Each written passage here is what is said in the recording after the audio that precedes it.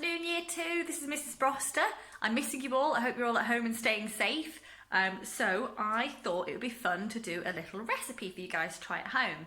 We're going to make some cookies. You might not have all the ingredients because I know it's incredibly difficult at the moment to get hold of flour and some other different produce, but if you've got these bits at home or you can substitute them for something else, it's maybe worth a little go. It's Mrs. Broster's cookies. So I'm going to go through the ingredients with you. If you need gluten-free, obviously you can change the flour perhaps to almond flour or brown rice flour. Also I'm going to be using butter.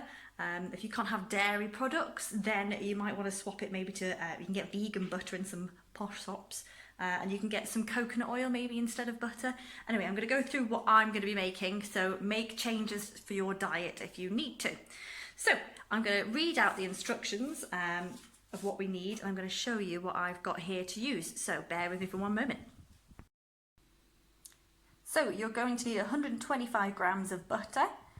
You're going to need 100 grams of light brown soft sugar. I can only get hold of this, so I'm going to be using dark brown soft sugar. You need 125 grams of caster sugar.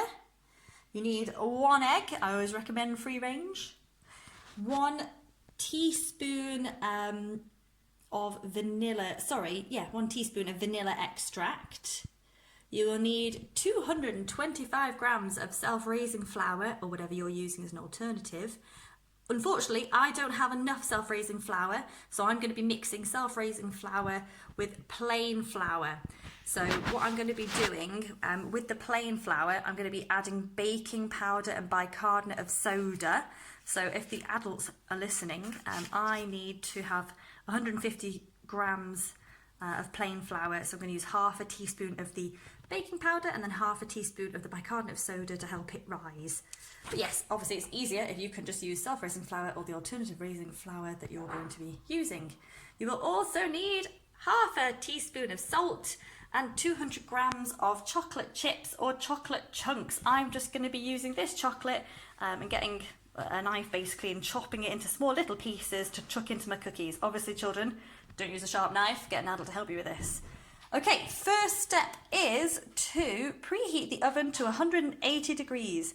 Adults, if you're watching this, you might want to take a screenshot of these instructions. I apologise for my handwriting. Most of the children in our class have nicer handwriting than me, especially Abigail. Abby, your handwriting is beautiful. Some other things you'll need is a little bowl to be mixing your egg in, to lightly beat your egg. A large bowl where the main stuff's going to be going in, where mess will be made and fun will be had. Some scales, obviously do some measuring. The trusted wooden spoon for mixing. This has been handed down the Broster family for generations. That's a lie, it's just an old wooden spoon. And then obviously some baking trays. I'm going to use what we have as pizza trays because I like that there's little holes underneath for air to get through to the bottom. And I'm going to also be using like a non-stick sheet to put over it. Because of the amount of butter that we're putting in, you don't need to kind of oil up, but you will need a baking tray, a baking sheet of some sort. That's why I'm going to use this non-stick version. So I'm preheating my oven at 180 degrees, that's gas mark 4, so if you want to ask one of your adults to do that for you, that's brilliant.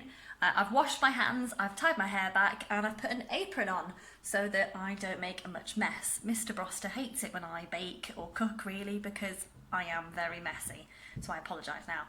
So what I'm going to do first, I'm going to cream the butter and sugar. So I'm going to weigh out 125 grams of the butter, and I'm also going to have 100 grams of the light brown sugar and 125 grams of the cast sugar. I'm going to measure it all out, put it in a bowl. I'm going to use my hands and I'm going to squeeze it all together because I haven't got a posh machine that will whiz it all up nicely for me. So I'm going to get a bit mucky. I think you guys would enjoy this bit. Sorry parents, it's going to get messy. Okay, so I've got my butter and I've got my 2 different types of sugar in here. I'm now going to cream them up. So I'm just going to get messy and get my hands in there. So I'm just going to show you a little bit. It's gross, it's messy, it's great fun. I'm literally going to be squeezing the butter and all that sugar together. Okay, so I have creamed the butter and the 2 different types of sugar. As you can see, actually, I should really do it for a bit longer because there's little bits there where I haven't really made that butter separate and mix in with the sugar. Do you know what? I'm not Delia Smith. Ask your mum and dad who Delia Smith is. I'm going to leave them as they are. It's lockdown. I'm happy with a bit of butter that hasn't been totally mixed in. Anyway, next step, I'm gonna have a teaspoon of this vanilla extract. Don't worry if you can't get it, it's just nice, a little extra if you can. I'm gonna put one of my free-ranged eggs into this bowl here, give it a little bit of a mix, and I'm gonna put that into here, okay?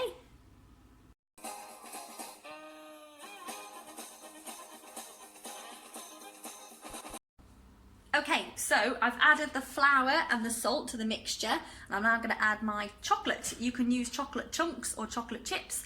I'm just going to be using a bar that I'm going to be chopping up into little pieces and throwing in. Remember, if you're doing that, you'll need an adult to help you. Okay. This is just to show you how amazing the chocolate bar looks. Nothing more. This isn't educational, this part, or teaching you how to cook it. Look, just I feel like I'm Charlie in the chocolate factory. Okay, this is what it looks like before they're all chopped up and being chucked in. Chocolate, chocolate, chocolate, chocolate, chocolate, chocolate, chocolate. If you're doing like I have and you're using the chocolate bar, have some big bits and little bits, because it's really amazing when you bite into the cookie and you get a massive bit of chocolate. But yeah, it's easy if you've got chocolate chips or chocolate chunks already that you can just throw in. So I've put everything now in the bowl. I'm going to spend some time mixing it up really well.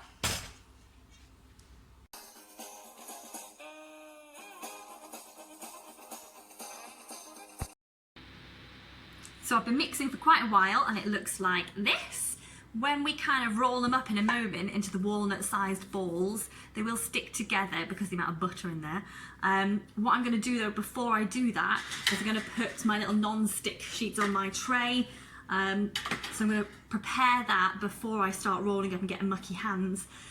Now the recipe says it does 12 cookies. I actually have taken this recipe from an online website, and I last time somehow managed to make, I think, 16 cookies. But yeah, you don't want the little balls that you're going to roll up, you don't really want them any bigger than a walnut kind of sized, or like the little table tennis balls that you guys used in PE a few weeks ago. Well, more than a few weeks ago, before lockdown, when you had PE in school. So you don't want them too big because they will flatten out and they will rise a little bit, but they will spread out quite a lot. So what I might do is my 2 trays, put my first batch in, get them out, and then put a second batch in. They're only going to be cooking for about 7 minutes because I like them really gooey. If you want them to be more kind of golden, a bit crispier, cook them for up to 10 minutes, but I wouldn't cook them any longer than that. Keep an eye on them. So I'm going to start rolling them out now. As I said, you want them no bigger than a walnut-sized clump. So it'll be roughly kind of this big. Because there's so many chocolate chunks in mine, I might have to take the odd one out to make sure I've got the right size. So yeah, around about that big, and it's going to go straight onto my baking tray. I'm not putting it too near the edge because obviously it's going to flatten as it's cooking and expand, so don't put it right far on the edge, otherwise it'll end up all squished. Spread them out. I'm going to go and roll the rest of those out and I'll show you afterwards how it looks. Okay, so I've rolled out my first batch. As you can see, I've still got a lot of mixture left, so I'm going to do them afterwards.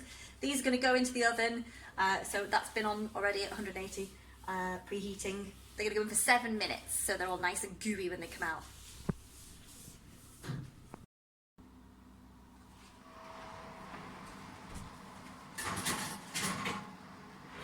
It's very hot, so be careful. Make sure a parent helps you. That's an exciting noise that the 7 minutes is up, so I'm opening it up. Oh, yay! Okay, looking good. Let me pull them out of the oven. Yay! Right, remember, this is very dangerous, so you need an adult to do it. I'm gonna pull that out of the oven. Just realised you're just looking at my ear whilst I'm doing this. So, here is the first batch. They look great. See these two? They're hugging. Oh. Anyway, I should have spaced them out because really I don't want them to hug. Kind of like right now with the pandemic. No hugging. So spread them out so that you get a lovely amount of space for them to grow into, to be gooey little cookies. I'm going to let them cool down and put the kettle on so I can have a cup of tea with them. I'm going to put the next batch in. Okay, so batch 2 are done. We're getting them out of the oven. Ta-da! They are looking great. Oh, I just poked my thumb in that one. Oh look, there's 2 cuddling again. So I put them a bit too close, but they're looking good. I've actually got enough for another tray to go in. I think I'm going to end up making like 18 cookies somehow. Anyway, keep going if you've still got some left. There we go, they're all baked and ready to eat. They've cooled down enough. So I'm going to have mine with a glass of milk or a cup of tea. I'm not sure yet. I hope the video's been okay. I've never done this before, so apologies that it's not very professional. And I hope you've enjoyed it. I'm not the baker or the cook in our family. Mr. Broster is. He loves baking and cooking. I'm very lucky. But I know I can do these cookies and they're really tasty. So I hope if you give it a go, you enjoy them as much as I do. Even though the recipe said it's for 12 cookies, I think I mentioned earlier it does a lot more than that. I think I've ended up with 20 altogether. So I might go and drop some off and surprise some neighbours. Stay safe. We miss you, Mr. Sparks and I, and we can't wait to have you all back in the classroom as soon as we can. Take care. Bye-bye.